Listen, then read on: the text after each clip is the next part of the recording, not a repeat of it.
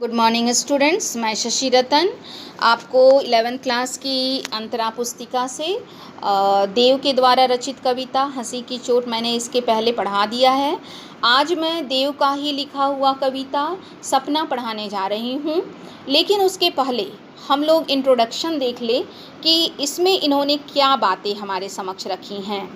तो प्रस्तुत पंक्तियों में सपना देखने और टूटने का वर्णन किया गया है। यह सपना गोपी द्वारा देखा गया है, यानी कि गोपियों ने सपना देखा है और उनका सपना जब नींद टूटा तो ख़त्म हो गया। तो ये सपना गोपियों द्वारा देखा गया है। सपने में श्री कृष्ण को गोपी देखती है। ठीक है, तो अब हम कविता के माध्यम से इसको समझने का प्रयास करेंगे।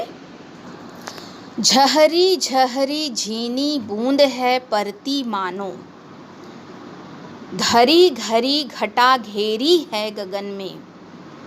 आनी कहियो श्याम मोसौ, चलो झूलेबे को आज। फूली ना समानी भई ऐसे हो मगन में। यहाँ पर गोपियाँ क्या करती हैं? नायिका सपने में देखती हैं कि वर्षा की हल्की हल्की बूंदें पड़ रही होती हैं और आसमान में गहरे बादल छाए होते हैं। इसी बीच श्री कृष्ण गोपी के पास आकर खड़े होते हैं, गोपी से झूला झूलने के लिए कहते हैं। इसे सुनकर खुशी के मारे गोपी फूली नहीं समाती है, यानी कि जब वो सपने में देखती है कि हमारा नायक आया है, श्री कृष्ण आए हैं और आसमान से हल्की हल्की बूंदें वर्षा की हो रही हैं और ऐसे में श्री कृष्ण उनके सामने आकर खड़े हो जाते हैं और कहते हैं गोपियों से कि चलो झूला झूलते हैं। ये सुनकर खुशी के मारे गोपी एकदम फूली नहीं समाती है, इतनी खुश हो जाती है। चाहत उठियो उठी गई सो निगोड़ी नींद, सो गए भाग मेरे जानी वह जगन में। आँख खोली देखो तो न धन है न घनश्याम है, वेई छाई बूंदे मेरे आंसू है दृगन में। यानी कि जैसे ही झूला झूलने के लिए वो खड़ी होती हैं, उसकी नींद ही टूट जाती है। आंखें खोलती है तो उसे ना ही धन दिखते हैं और ना ही घनश्याम, अर्थात उसका सपना ही टूट जाता है।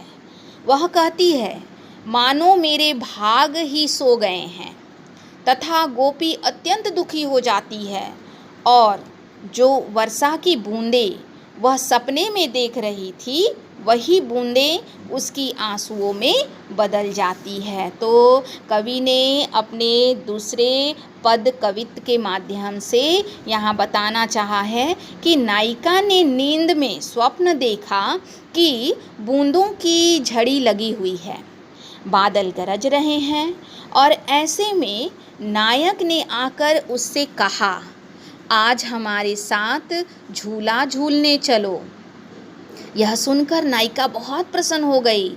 उसने नायक के साथ चलने के लिए जैसे ही उठने का प्रयास किया, उसकी आंखें खुल गई।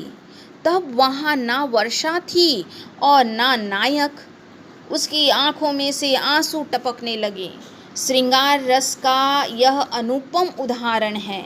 यहाँ एक ही छंद में संयोग व वियोग दोनों का मनोरम चित्रण प्रस्तुत किया गया है।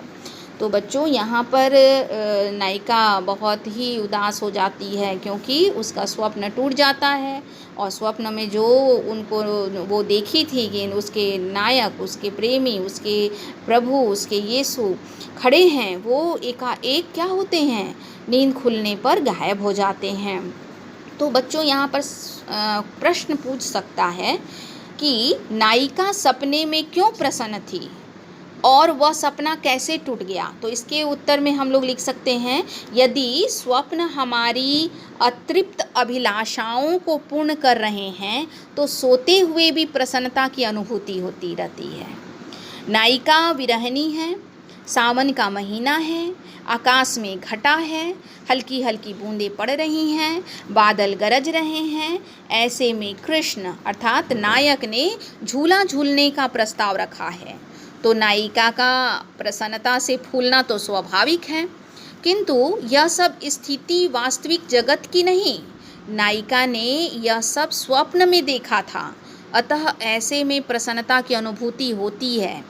नायिका की अचानक आँख खुल गई क्योंकि उसने नायक के साथ चलने के लिए उठने का प्रयास किया, अतः स्वप्न टूट गया। फिर इसमें एक क्वेश्चन ये भी आ सकता है कि सपना कविता का जरा भाव सौंदर्य लिखें।